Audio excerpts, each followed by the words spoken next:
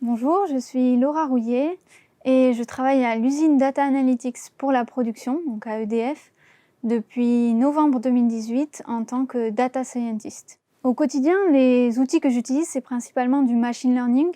Alors, on peut rapprocher ça des statistiques et en fait, ce sont des outils qui vont permettre, grâce à la puissance de l'ordinateur, de détecter des informations ou des tendances qui sont présentes à l'intérieur des données, mais qui serait très compliqué à trouver à l'œil humain.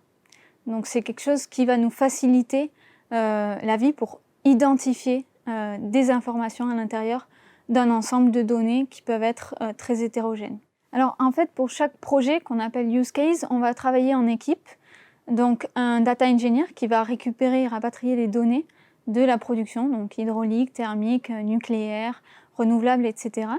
Un data scientist qui va produire du code informatique, un data analyst qui va faire le lien avec le métier, donc qui va nous aider à construire à la fois les algorithmes et à partager avec le métier pour orienter au mieux les outils et les développements qu'on va produire, et un chef de projet qui va nous aider à cadencer l'avancement.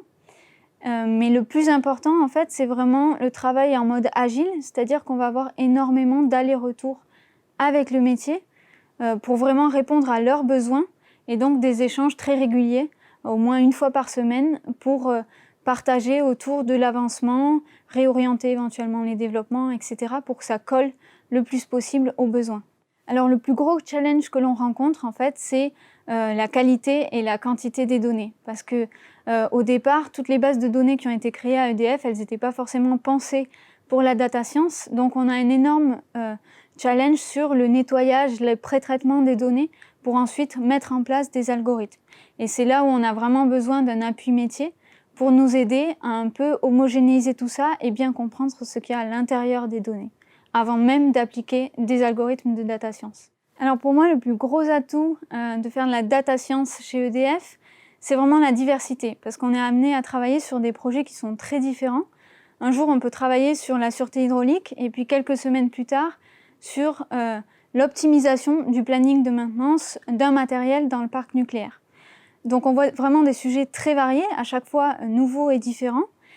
Et donc on va être amené à échanger avec des personnes qui ont des profils très divers et avec un métier très différent, ce qui nous apporte une très grande richesse.